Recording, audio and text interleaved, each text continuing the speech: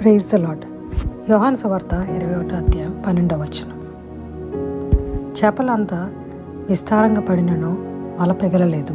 యేసు రండి భోజనం చేయుడని వారితో అన్నాడు. ఆయన ప్రభు అని వారికి తెలిసినందున నీవెవడమని శిష్యులతో ఎవడనూ ఆయన నన్ను అడగా తెగింపలేదు. ఆమేన్. తిబెరియా సముద్ర తీరాన సీమోను పేతురు ఇంకా కొంతమంది శిష్యులందరూ కలిసి చేపలు పట్టడానికి రాత్రంతా వేచి ఉంటే ఒక్క చేప కూడా పడలేదు వాళ్ళ దోణిలో.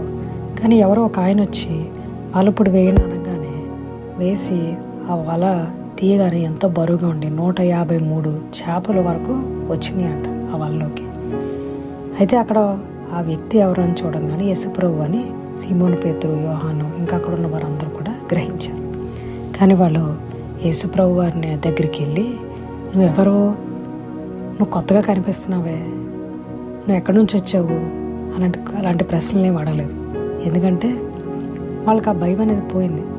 అంతకుముందే వాళ్ళు యేసుప్రభుని చూశారు. మూసిన తలుపులు మధ్యలో యేసుప్రభు ఆ గోడల మధ్య నుంచి యేసుప్రభు రావడం, శిష్యులందరికీ కనిపించడం, మాట్లాడారు. అది చూసి వాళ్ళకి ఆ భయం పోయింది అప్పటికే. తర్వాత యేసుప్రభు వారు ఇప్పుడు కనిపించినప్పుడు వాళ్ళకి భయం లేదు, వాళ్ళకి ఏమీ దిగ్భ్రాంతి లేదు. అది దెయ్యమా ఏంటి అనే అలాంటి ఆవేదన కూడా, భయం కానీ ఏమీ లేదు వాళ్ళకి. కేవలం వాళ్ళకి విశ్వాసం ఉంది, యేసుప్రభు వారే ఎంత గొప్ప కార్యం చేయగలరు. అవును, మరి మన జీవితంలో కూడా చాలాసార్లు ప్రభువారు మన పక్కనే ఉండి చాలా గొప్ప గొప్ప కార్యాలు చేస్తూ ఉంటారు. మనం గ్రహిస్తాం, అవును ఇది మనుషుల వల్ల కాదు కానీ దేవుడు చేశాడు ఈ కార్యం, కేవలం దేవుని వల్లే జరిగిందని, ప్రార్థన చేయడం వల్లే జరిగిందని మనం చాలా గట్టిగా అనుకుంటూ ఉంటాం. కానీ అది గ్రహించిన తర్వాత మరి దేవుని పని మనం చేస్తున్నామా, దేవుని చిత్త ప్రకారం మనం నడుస్తున్నామా, లేదా మన పాత పరిస్థితుల్లోకి మనం వెళ్ళిపోతున్నామా, ఎట్లా ఉంటున్నాం అనేది చాలా ముఖ్యం. యేసుప్రభు వారు ఏదైనా చేయగలరు అని